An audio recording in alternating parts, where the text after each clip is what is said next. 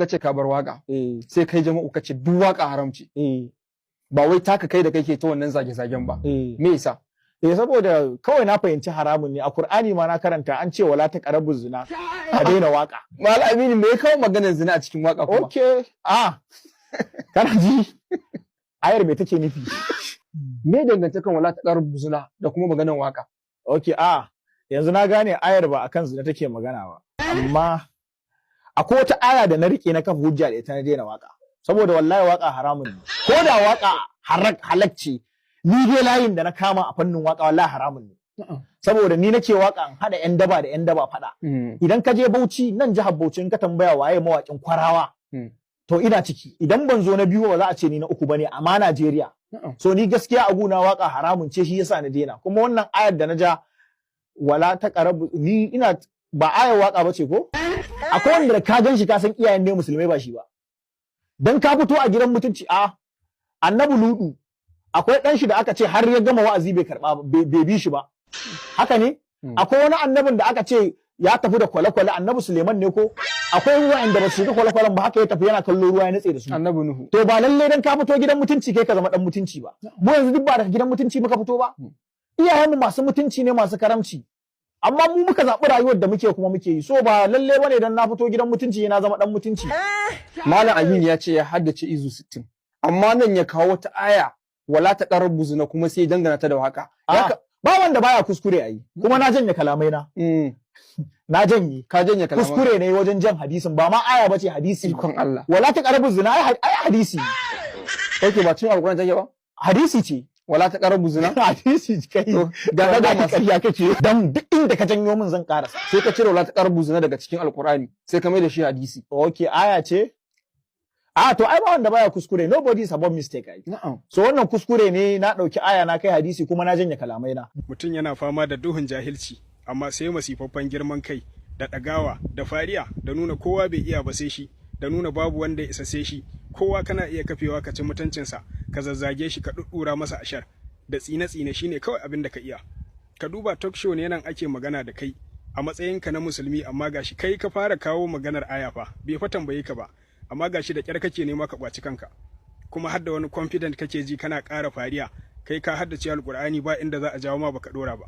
gashi ka jawo aya ka mai da ita hadisi ka sake dauko ta ka dawo da ita ka ce nobody above mistake ba mistake bane wannan jahilci ne tsantsar jahilci ne domin duk layin da ba naka ba dama in ka dauka sai ya ba da kai dan jahilcin ka ne zai ƙara bayyana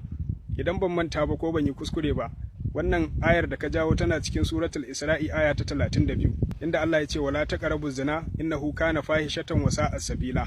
wato kada ku kuskura ku kusanci zina domin zina alfasha ce kuma tafarkin shedan ne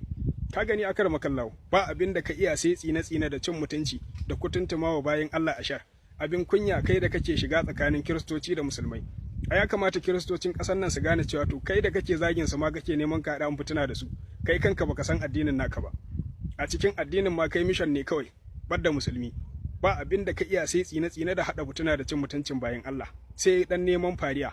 a wannan sai dai ka shugabanci jahilai sai dai kai magana da yawun jahilai amma ba mutanen arewa ba wanda shi kansa bai san addinin nasa ba ma balle ya san inda ya sa gaba ka ɗauki jirgin annabi Nuhu ka bayo annabi Sulaimana akar makallahu kai kanka tarihin annabawan naka yadda suka yi gwagwarmaya ta addinin musulunci ma baka sani ba ina waka ta haramta waka ta samu asali daga sabon ma'aiki alayhi salatu wassalam kuma a gabansa ake kuma bai hani ba don haka waka ta halatta wakar da za ka yi ta haramta shine ta cin mutunci ko ta batsa ko ta wani abu da ya shafi haka amma musamman waka mai daraja da karamci da girmamawa irin ta ma'aiki alayhi salatu wassalam wacce ake yabon manzon Allah don haka ka gane in dai ka fito a gidan mutunci to dole sai ka zama dan mutunci domin za ka yi koyi da tarbiyyar da ka samu kuma wajibinka ne a matsayinka na musulmi sai ka yi koyi da tarbiyyar addinin musulunci kaga kenan in ka zama mutumin banza haka yana nuna alamun a gidan banza ka fito ba ni na faɗa ba ni din nan da kuke gani Jetown ya ci min mutunci ya daddanna min ashar kwatsam wata rana na ga yayi following dina ban da ya follow back ba sai ne masa sallama da arabiya gashi kamar yadda kuke gani na dora ne masa sallama na ce Jetown ya ibada ya san annabi ya kaunar annabi sallallahu alaihi wasallam ina dauka irin mutum ne wanda yake sayar da zumunci masoyin annabi ne shine masa irin gaisuwar mu da muke sai aka ji an ce masoyi zai samu ya ce masoyi ya san annabi ya kaunar ma'aiki sai a ce san annabi da'iman har abada insha Allah to kwatankwacin haka ne kawai sai ya ci gaba da danno min ashar ashe haushi na yake ji, sai mun ci kazanka, ya rantse ya maimaita sau 3, jakin banza dabba dan akuya. Ban rama ba, ban ce masa komai ba, daga ƙarshe ya yi blocking ɗina kamar yadda kuke gani gashi. Sai na yi capturing ɗin abin na yi saving ɗinsa na aje, saboda na san wata rana zai mun amfani. Idan na zo na yi magana akan mutum, wasu duk da sun san cewa gaskiya ne ɗabi'arsa ne yana aikatawa, to ana iya cewa shari kai masa, ko kuma ai tun da ya zagi wasu kai bai taɓa zagin ka ba. To ga abin da ya mun, wata 4 kenan da faruwar wannan abun, tun 13 ga watan 3, 13 ga watan March gashi nan, yanzu kuma muna watan 7, wata 4 har da 'yan kwanaki. Ban mayar masa da martani ba saboda bana neman fitina. Sai ne saving ɗinsa na aje don ku gane irin halinsa ba. Ba wai iya kiristoci yake faɗa da su ba, musulman ma bai basu ba, kullum cikin neman fitina. Ba abin da ka sani, ko fatiha yanzu da wuya maka iya kawo ta daidai. Allah ya sauke, ka koma Islamiyya je ta.